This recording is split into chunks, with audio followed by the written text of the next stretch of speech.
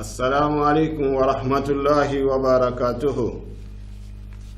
إن الحمد لله نحمده ونستعينه ونستغفره ونعوذ بالله من شرور أنفسنا ومن سيئات أعمالنا. من يهده الله فلا مضل له ومن يضلل الله فلا هادي له مرشدا. وأشهد أن لا إله إلا الله وحده لا شريك له وأشهد أن محمدا عبده ورسوله. أما بعد، فإن أصدق الحديث كتاب الله، وخير الهدى هدى النبي محمد صلى الله عليه وسلم، وشر الأمور محدثاتها، وكل محدثة بدعة، وكل بدعة ضلال، وكل ضلال في النار. adúpẹ́ fún Ọlọ́run ọba ọlọ́pẹ́, ọba tí ń gbọpẹ́, ọba tí ń ṣọpẹ́. Ọlọ́run ọba náà ni à ń wá ní aláforíjì, ní olùrànlọ́wọ́, lẹ́ni tí a ń sáde, lẹ́ni tí a sì ń wáṣọ lọ́dọ̀ ẹ̀ kúrò níbi gbogbo aburú tí àṣetánì máa ń lé sáwọ àwọn ẹ̀dá èèyàn. A bẹ̀ Ọlọ́run ọba kó ṣọ́ wa níbi aburú àṣetánì àti ṣetánì àtàwọn ọmọ ẹ̀. Ọlọ́run má ṣe ṣọ́ wa níbi aburú wọn. Ọlọ́run man yahdihillahu, gbogbo ẹni tọ́lọ́run bá fi mọ̀nà, kò sẹ́ni tó lè ṣì òǹtọ̀ lọ́nà láéláé. Ẹni tí Ọlọ́run bá sì ṣì lọ́nà, kò sẹ́ni tó lè fi mọ̀nà tó ń tọ̀hún bá ti sọnù. Ọlọ́run má ṣì wá lọ́nà. A ṣẹ̀rí pé Ọlọ́run ọba kan ṣoṣo ni ní sánmọ̀ nílẹ̀, ọba tí ò lórogún, tí ò ní mínísítà, tí ò ní kọmíṣánná. Ọba kan ṣoṣo yìí náà, ọba tó ní ayé tó lọ́run Ọlọ́run ọba náà. Ọlọ́run má ṣe wà pẹ̀lú wa. A sì ṣẹ̀rí pé Ànábì wa Muhammad sallallahu alayhi wa sallam ẹrú Ọlọ́run ọba ni, òjíṣẹ́ Ọlọ́run ọba sì tún ni. A kíra wa káàbọ̀ sórí ètò wa èyí tí ó ń jẹ́ ètò Da'watul Haq, èyí tí ilé-iṣẹ́ Solar District Group of Schools tí wọ́n ṣe onígbọ̀wọ́ ẹ̀, tí wọ́n jókòó sí Abiola Way nílùú Abẹ́òkúta. Abẹ́ Ọlọ́run ọba Ta'ala kí iléeṣẹ́ náà, iléèwé náà, Ọlọ́run má jẹ́ ó dàrú. Gbogbo àwọn ọmọ tí wọ́n ń kọ́ ń bẹ̀, Ọlọ́run má ṣe wọn ní máfíṣà fún wọn láṣeyọrí ṣe Ọlọ́run. La ilaha illallah. Ìtí a bára wa sọ̀rọ̀ lé lórí ní ọ̀sán ìhun náà ni lórí tọ́pìkì tí a ń pè ní Islamic Education and Upbringing. Àkọ́kọ́, a rí pé Ọlọ́run bá ṣe fẹ́bọ̀ tó pọ̀ fún wa, gbogbo àwa tá jẹ́ mùsùlùmí nínú ẹ̀sìn Islam tá wà yìí. Among the favors of Islam upon mankind is that it brought comprehensive ways to educate people and bring up generations, establishing nations and civilizations, and setting up principles of glory and urbanization. That is to convert misleading humanity from the darkness and the politism, ignorance, misguidance, and coerce to the light of monotheism, science, guidance, and stability. Ọba Alékeọlá ó sọnú ayé al-Qur'ani, ba'da a'udhu billahi minash shaitanir rajim, bismillahir rahmanir rahim. Ọlọ́run bá sọ pé qad ja'akum minallahi nurun wa kitabun mubinun yahdi bihi Allahu man ittaba'a ridwanahu subulas salami wa yukhrijuhum minas zulumati ilan nuri bi'iznihi wa yahdihim ila siratin mustaqim. Tàbá wọnú àyá Kùránì tọ́lọ́run bá sọ̀rọ̀ yìí nínú Suratul Maida, àyá 15 and 16. Almighty God said, "Indeed, there has come to you from Allah a light." What is the light? The light is the Prophet Muhammad sallallahu alaihi wasallam. There has come to you from Allah a light and a plain book, which is the Quran, wherewith Allah guides all those who seek his good pleasures to ways of peace, and he brings them out of darkness by his will unto the light, and guides them to a straight way. Ọlọ́run bá sọ nínú ayé Al-Qur'ani yìí pé qad ja'akum minallahi, àti mú wá báyìí ọmọ ẹ̀dá ènìyàn, nurun, ìmọ́lẹ̀ tani ìmọ́lẹ̀ náà tọ́lọ́run bá ń rí fàásí tí ó ju ànábì wa Muhammad lọ wa kitabun mubin ó lẹ́yìn ìgbà tó ń mú ànábì Muhammad tó ń fi ránṣẹ́ sí yín òun tún wá sọ alukurani tó ṣe pé alukurani tó mọ́ which is a plain book òun sọ̀kalẹ̀ fún yín. Kí ni ìmọ́lẹ̀ tó jẹ́ ànábì Muhammad àti alukurani fẹ́ máa ṣe fún yín? yáàdì bíkì lọ́hùn mọ́ni tábàárì wà náà gbogbo ẹni tó bá ti tẹ̀lé àṣẹ ọlọ́run ọba ọlọ́run máa fi alukurani máa tọ́ sọ́nà yóò wá tọ́ sọ́nà ìlà kíni ìlà subulu salami sójú ọ̀nà ìmọ́lẹ̀ sójú ọ̀nà peace wa yukhrijuhum mina sulumati ila nur yukhrijuhum mina sulumati ila nur tó ń tàn bá jẹ́ni tí ò mọ̀kan tẹ́lẹ̀ ọlọ́run wọlá pé ó tẹ̀lé ànábì ó sì tẹ̀lé kìtáàbù tí ó jẹ́ alukurani tọ́lọ́run bá fi rán ànábì Muhammad sí wa ọlọ́run bá yọ ń tàn kúrò nínú darkness á fi sínú light torí ẹ̀rẹ́ a ṣe gbé tọ́pìkì wá láti fi bára wa sọ̀rọ̀ a rí pé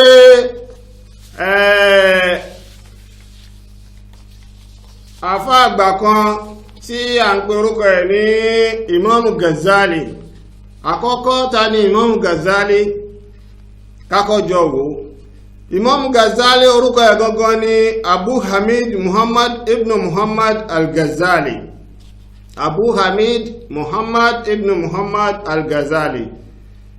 Imam Ghazali was born in 1058 in Iran and died on December 18, 1111.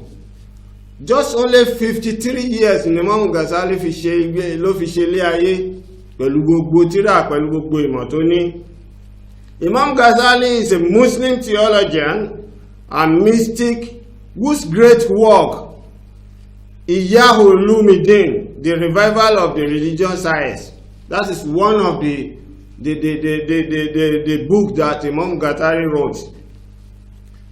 Imam Ghazali was born at Tunis near Mashhad in eastern Iran and was educated there. His teacher was Al-Juwayni, who had the Imam of Al-Haramain. Al-Haramain, Imam Juwayni yìí òun ló kọ́ Imam Ghazali ní kéwú. Imam Juwayni ó wá gbajúmọ̀ ní Imam Al-Haramain tó jẹ́ pé òun ni Imam Mọ́kà àti Medina ní àsìkò tiẹ̀.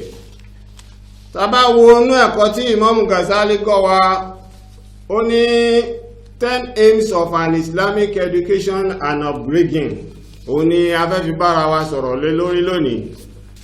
Àkọ́kọ́ ń bẹ̀ òun náà ni pé Imam Ghazali ó jẹ́ kó yé wa wípé àkọ́kọ́ tí a bá fẹ́ kọ́ ọmọ lẹ́sìn Islam lẹ́kọ̀ọ́ Islam àti dídàgbà ẹ̀ àkọ́kọ́ gbọ́dọ̀ jẹ́ pé to teach them the Quran, the biography of the Prophet Muhammad sallallahu alaihi wasallam and the messengers, and to teach them Sharia also. If you look at the articles of faith, which are 6 in Islam, it taught us about everything in Islam. The beginning, àkọ́kọ́ nìyẹn, ká kọ́ ọmọ wa lẹ́sìn, ká gbọ́dọ̀ kọ́ ọmọ ní bí wọ́n ṣe ń mọ Al-Quran kó lọ sílé kí ó lọ kọ́ ẹ̀sìn kó dẹ̀ sí mọ bí wọ́n ṣe ń ṣe kí ni kó kà nípa ìtàn àwọn òjíṣẹ́ àti ìtàn òjíṣẹ́ Ànábì wa Muhammad. Ẹlẹ́ẹ̀kejì nínú nǹkan mẹ́wàá tí Imam Ghazali sọ fún wa, ẹlẹ́ẹ̀kejì ni to teach them to obey their parents and respect their teachers and their elders. Tá bá wo nínú àyá Al-Quran tí Ọlọ́run bá ti bá Ànábì wa Isa alayhi salam tó ti bá sọ̀rọ̀ nígbàtí ìyá ẹ̀bí tó ń bẹ lọ́mọ kó ń lò, Ọlọ́run sọ nínú àyá Al-Quran yẹn pé Isa fúnra ẹ̀ ló ń sọ̀rọ̀, ó ní inni Abdullahi ataniyal kitaba waja'alani nabiyyan waja'alani mubarakan haynama kuntu wa awsani bis salati waz zakati ma dumtu hayya wa barra bi walidati wa lam yaj'alni jabbaran shakiyan. Ibi tí mo lọ nìyẹn, ńgbà tí Isa fẹ́ sọ̀rọ̀ lọ́mọ tí wọ́n ṣẹ̀bí tí ó lè tá gbọ́dọ̀ rírú ẹ̀ ká ní ọmọ ọjọ́ kan kó sọ̀rọ̀. Isa sọ wípé inni Abdullahi, èmi tẹ́ rí ẹrú Ọlọ́run bá ní mí, atani alkitaba ọlọ́run fún mi ní tírà waja'alani nabiyya ọlọ́run bá ṣe mí ní òjíṣẹ́ waja'alani mubaraka ó sì ṣe mí ní ọmọ alálùbáríkà ní gbogbo ibi tí mo bá dé wa awsani bis salati waz zakati ṣùgbọ́n ọlọ́run bá fún mi ní àsọsílẹ̀ pé kí n máa kírun kí n sì máa yọ sàkà mọ́ dumtu hayya gbogbo ìgbà tí n bá ń ṣẹ̀mí nílé ayé. Ibi tí mo ń lọ gangan níbẹ̀ ni pé wà bára bí walidati ọlọ́run bá ní kí n máa ṣe dáadáa kí n máa hùwà rere kí n jọmọ ẹlẹ́kọ̀ọ́ pẹ̀lú pẹ̀lú àwọn òbí mi méjèèjì walam yaj'alni jabbaran shaqiyya. Ọmọ gbọ́dọ̀ lẹ́kọ̀ọ́ bí wọ́n ṣe ń bọ́ bí ẹ̀ sọ̀rọ̀, ọmọ gbọ́dọ̀ lẹ́kọ̀ọ́ bó ṣe gbọ́dọ̀ dáhùn ìbéèrè, bó ṣe gbọ́dọ̀ béèrè nǹkan lọ́wọ́ òbí ẹ̀. Tó bá tún dé school náà ó gbọ́dọ̀ lẹ́kọ̀ọ́ bí wọ́n ṣe ń ṣe bọ́ ṣe ń respect teacher àti àwọn elders nígboro àti níbikíbi. Nígbà t'Ànábì Ìsá fẹ́ parí ọ̀rọ̀ ẹ̀ ó ní walam yaj'alni jabbaran shaqiyya. Ọlọ́run ọba ṣe mí ní ẹni tí máa ń túláàsì èèyàn, kò ṣe mí lọ́mọ burúkú. Ọlọ́run má ṣe àwọn ọmọ wa lọ́mọ burúkú. Ẹlẹ́kẹta nínú nǹkan tí Imam Ghazali sọ fún wa náà ni pé to keep them away from bad company because behavior and manners are transferred by imitation, that is peer group. Abáwọnú àdísì kan tí Ànábì wa Muhammad gbà wá ó ní al-mar'u ala dini khalilihi falyansuru ahadakum man yukhalilu. Ó lọ ọmọ ẹ̀dá ènìyàn ó jẹ gbèsè láti máa ṣe kíni, láti máa kọ́pì gbogbo ẹni tó bá ń bá rìn, kí gbogbo akáṣọ́ ẹni tá a fẹ́ máa bá rìn. That is, a person is likely to follow the habits of his friend. So, my brothers and sisters, be aware who you take as a friend. Ẹ bá rí àwọn olóyìnbó kan sọ, àwọn kan náà sọ fún wa pé show me your friend and let me know who you are. Tọ́mọ bá ti ń bá kọ̀rínù sùn, tó bá ti ń bá àwọn bad peer group rìn, ó di dandan kọ́mọ yẹn máa imitate nǹkan aburú, nǹkan tí ò dára látọ̀dọ̀ àwọn ọmọ náà. Ẹlẹ́ẹ̀kẹrin nínú nǹkan tí Imam Ghazali kọ́ wa ó náà ní pé to praise and reward them publicly if they perform a good deed. Tọ́mọ bá ṣe dáadáa ní class, a gbọ́dọ̀ reward ẹ̀. Tọ́mọ bá ṣàṣeyọrí, a gbọ́dọ̀ jẹ́ kó mọ̀ pé iṣẹ́ tó ṣe yẹn ó deserve ká reward ẹ̀, ká pè láàrin àwọn ọmọ ẹlẹgbẹ́, ká pè síta, ká sì fún ní ẹ̀bùn. Ẹ rí pé àwọn bàbá wa, àwọn ìyá wa ńgbà tá wà kékeré, tí wọ́n bá rán wa iṣẹ́ tó wọ́n bá jẹ́ṣẹ́ dáadáa, wọ́n ní tó bá lọ síbi tí mo fẹ́ rán ẹ yìí, màá fún ẹ ní kọ́bọ̀ kan, màá fún ẹ ní tọ́rọ́. Ọmọ yẹn á wo ọlá pé wọ́n fẹ́ reward òun yẹn, á ṣiṣẹ́ yẹn dáadáa. However, if they commit an evil deed, they should be reprimanded in private. So ẹ rí pé eré jẹ́ akísí reward tọ́mọ bá ṣe àìdá ní class àbí láàrin àwọn ọmọ ẹlẹgbẹ́, a gbọ́dọ̀ ná ká wá bá wí jù bó ti yẹ lọ láàrin àwọn ẹlẹgbẹ́, because if you do that, definitely, especially in front of their friends, à ń jẹ́ kí aburú ẹ̀ tó bá dijọ́ mi irú ọmọ bẹ́ẹ̀ yẹn ò ní lè sọ̀rọ̀ ní class, kò ní lè ṣe nǹkan kan mọ́.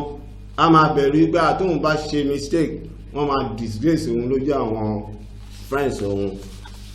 Ẹlẹ́ẹ̀karùn-ún bẹ́ẹ̀ nínú nǹkan tí Imam Ghazali kọ́ wa òun náà ni pé to get them used to endurance and patience. Ọmọ gbọ́dọ̀ ní patience, ó gbọ́dọ̀ endure, ó gbọ́dọ̀ ní ẹ̀mí ìfaradà. Lọ́lọ́run ṣe sọ́nù àyà Quran kan fún wa, Quran chapter 21 verse 17. Ọlọ́run sọ pé wasbiri alama hasobaka. Ọmọ tí ò bá lámúmọ́ra, tí ò bá ní faradà, kò ní lè débì kan láyé. Ọlọ́run bá ní and be patient over what befalls you. Wasbiri alama hasobaka. Ẹlẹ́ẹ̀kẹfà nínú nǹkan tí Imam Ghazali kọ́ wa lórí upbringing àwọn wa náà ni pé to get them used to a tough life and not a life of ease and comfort. Níbẹ̀ yẹn ẹ̀rí láyé jọ́sí tí a bá lọ school ní primary school ní àbí secondary school, tọ́mọ bá ṣẹ̀ wọ́n ní kó lọ dáko, wọ́n fún ládàá, wọ́n fún lọ́kọ́ kó lọ ṣe àwọn iṣẹ́ kan tó pertain to farming àbí cutting of grass or picking of dirties. Ṣùgbọ́n láyé ìsìn òbí mi a máa wá sí school tí ó máa bá wọn tíṣà jà pé àbá rẹ̀ ṣe lè fún ọmọ òun ní cutlass kó lọ máa gbóko, kò wá used to that life. So ọmọ gbọ́dọ̀ wà used to a tough, not rough, but a tough life and not a life of ease. Ẹlẹ́ẹ̀keje nínú nǹkan tí Imam Ghazali kọ́ wa náà ni pé to be prevented from insulting, swearing and idle talk. Tá bá wo nínú Quran chapter 21 verse 18, Ọlọ́run bá sọ wípé wala tusahhir khaddaka linnas wala tamshi fil ardi marahan inna Allaha la yuhibbu kulla mukhtarin fakhur. Tá bá fẹ́ ṣe kíní kan láàrin àwùjọ, ọmọ gbọ́dọ̀ wà kó jẹ́ pé kò gbọ́dọ̀ máa bú gbogbo èèyàn. Ọmọ mi tí ẹgbẹ́ ẹ̀ bá bá sọ̀rọ̀ insult word ló máa fi dá lóhùn, kábèlé àgbàlagbà. Ọmọ mi wà so insult débi pé wọ́n ti dámọ̀ ládùúgbò, kódà àwọn tíṣà tí wọ́n ń kọ́ gan wọ́n ti dámọ̀ pé tẹ́ bá ti correct ẹ̀ báyìí ó máa insult yín ni. Láyà Kùránì ṣe sọ pé wala tusahhir khaddaka linnas, ó gbọ́dọ̀ máa ṣẹnu ẹ bá kan, ó gbọ́dọ̀ máa bú àwọn èèyàn. Wala tamshi fil ardi maraha, ọmọ gbọ́dọ̀ sì máa rìn gàlégàlé pé kò sẹ́ni tó fẹ́ mú mi ládùúgbò yìí, nítorí pé kí ni inna Allaha la yuhibbu kulla mukhtalin fakhur. Gbogbo ẹni tó bá ti ń fara hàn, gbogbo ẹni tó bá ti ń ṣe fáàrí, Ọlọ́run bá nífẹ̀ẹ́ sí. Ọlọ́run má ṣàṣọ ọmọ wa bẹ́ẹ̀. Ẹlẹ́ẹ̀kẹjọ nínú nǹkan tí Imam Ghazali kọ́ wa náà ni pé to be warned against wrongdoing and sins such as theft and disloyalty and obscene language, use of offensive language and unlawful hearing.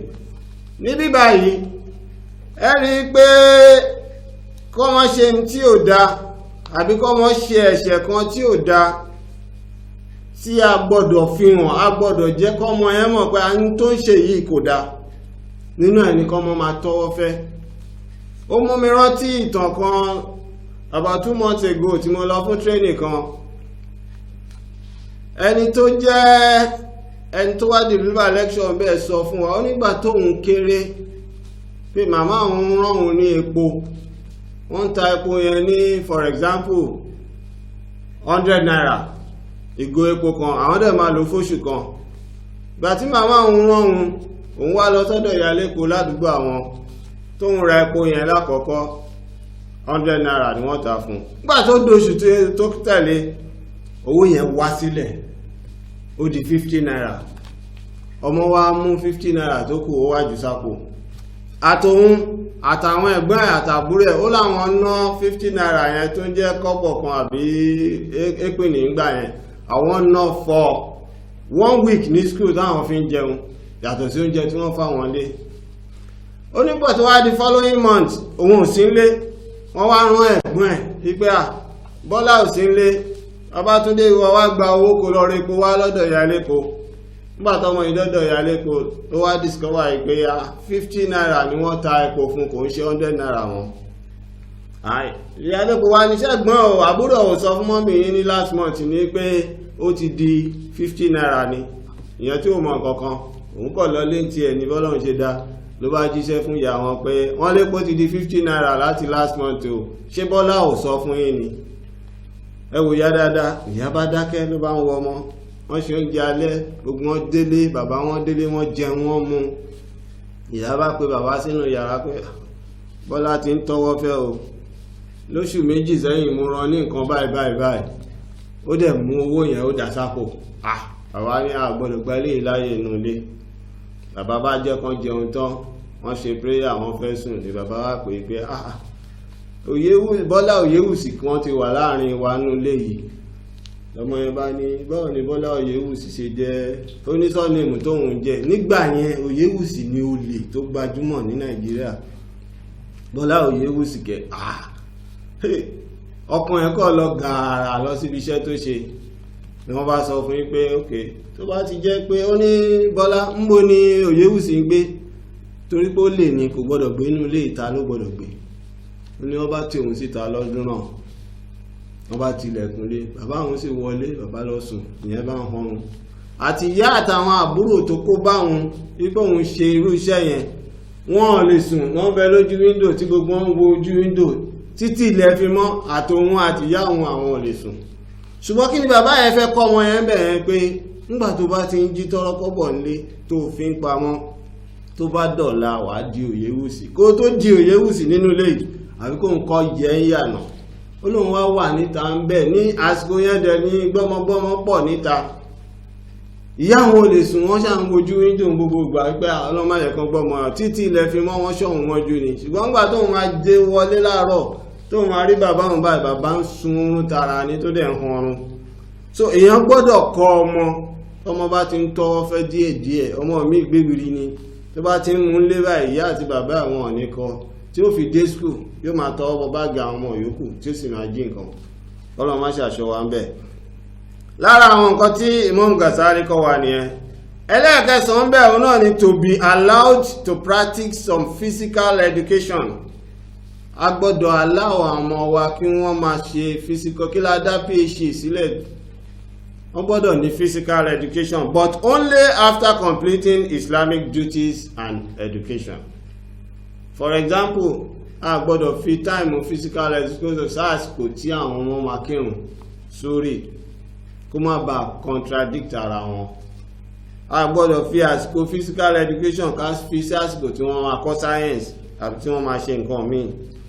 Ẹlẹ́ẹ̀kẹwàá ń bẹ̀ ọ̀nà ni to fully care for and educate children from birth, and their souls are still pure, because their souls are still pure and fresh, because everything that is taught to a child is engraved in his mind, be it good or bad. Ntí Imam Ghazali kọ́ wa tó jẹ́ ẹlẹ́kẹ̀wàá ń bẹ̀ ni pé a gbọ́dọ̀ care fún education àwọn ọmọ yìí láti kékeré, nítorí pé kí ni ọkàn àwọn ọmọ, ọpọlọ àwọn ọmọ wa tí a bí ń sìn, ẹ rí pé ayé kíní la wà yìí, ayé social kíní la wà, tó jẹ́ pé anything tí wọ́n bá ti rí báyìí bí magnet báyìí lọ́pọlọ ó ti pìkì ẹ̀ nìyẹn. Ló mú wa lọ síbi, ní ó máa mú mi lọ síbi pé ká má máa hàláwọ̀ àwọn ọmọ wa kí wọ́n máa wo irú àwọn Big Brother Nigeria television, which is very bad. Ó ń kọ́ wọn lẹ́kọ̀ọ́ tí ò dáa. Nígbà tẹ́ kọ́ ọkùnrin àti obìnrin mẹ́ta mẹ́rin márùn-ún tẹ́ fi wọ́n sínú yàrá kan náà, ìgbà wo ni ìbàjẹ́ ò ní wà láàrin wọn? Ní tí Islam kọ́ wa pé tọ́mọ bá ti ń bàlágà báyìí, farrik bainahuma, a gbọ́dọ̀ jẹ́ kọ́kùnrin àti obìnrin gbọ́ àánú yàrá mọ́. Nígbà tó bá ti ń di ọmọ ọdún mẹ́wàá, ó ní ká pa wọ́n láṣẹ kí wọ́n lọ kírun lọ́mọ ọdún mẹ́jọ. Tó bá ti di ọmọ ọdún mẹ́wàá, ìdìrìbùn ẹnà wọn. Ìtí ò bá ti máa sìkò ṣúgbó, ìtí ò máa sìkò ṣúrì, tó jẹ́ pé ẹ̀ṣẹ̀ tó máa pè lọ́mọ ọdún mẹ́wàá pé Abdullahi Abdulrahman ṣó ti kírun, ó dìrí náà nìyẹn. As at that time, a gbọ́dọ̀ ya ibùsùn wọn, kọkùnrin ní yàrá lọ́tọ̀, kóbìnrin ní yàrá lọ́tọ̀. Ẹ wá wo Big Brother Naija, ẹ wo ohun tí wọ́n ń kọ́ àwọn ọmọ. Tó bá délé mi báyìí, àsìkò tí wọ́n ń ṣe yẹn, bàbá àti ìyá ò lè rán àwọn ọmọ yẹn iṣẹ́ mọ́. Full concentration ló máa ní pẹ̀lú Big Brother Nigeria, tí ò dẹ̀ sí nǹkan kan tí wọ́n ń kọ́ wọn bẹ̀. Gbogbo àwọn tó jáde wá, àwọn tó ń lọ síbẹ̀ tí wọ́n ń gba first àbí tí wọ́n ń jẹ́ the best kìíní, ẹ jọ̀ọ́ kí wọ́n fún society wa, kí wọ́n fún àwọn ọmọ wa, kí làbọ̀ gbogbo tí wọ́n ń ṣe yẹn. A gbọ́dọ̀ máa ṣọ́ àwọn kọ̀nàwàt, àwọn channels tó máa ṣe, tó máa wò, kọ́lọ́ má ṣàṣọ wa ń bẹ̀ Ọlọ́run. I ask Allah to grant us righteous offspring for our children. Inshallah, tó bá tún di ìjọ́ mi, a tún bá sọ̀rọ̀ lórí nǹkan míì tó tún yàtọ̀ sí eléyìí. Kọ́lọ́ má ṣà wà pẹ̀lú wa, kọ́lọ́ má ṣà dúró tì wá. Àwọn Yorùbá sọ pé kọ́ ọmọ rẹ kó lè fún ọ nísinmi, kọ́ ọmọ rẹ kó lè fún ọ nísinmi. Ọmọ tí a kọ́ ní kọ́lé kiri, èyí tá a kọ́ ò ní yàyàkúyà. Kọ́ ọmọ rẹ kó lè fún ọ nísinmi. Subhana rabbika rabbil izzati amma yasifun, wassalamu ala al-mursalin walhamdulillahi rabbil alamin. Èmi ẹrú Ọlọ́run bá tí ó ń bá yín sọ̀rọ̀ ní Fadilati Sheikh Ibrahim Shofola tí ó jẹ́ naibul imam gbogbo ìlú Ìkẹ́nnẹ́. kọ́lọ́ má ṣàwà pẹ̀lú wa. La ilaha illallah la hawla wala quwwata illa billahil aliyyil azim. With the children's performance in the studies. How do you mean? They can't spell simple words or even speak good English. I have spent a lot in their present school. Really? What do you plan to do? I think I need to change the school immediately. You want to change their school?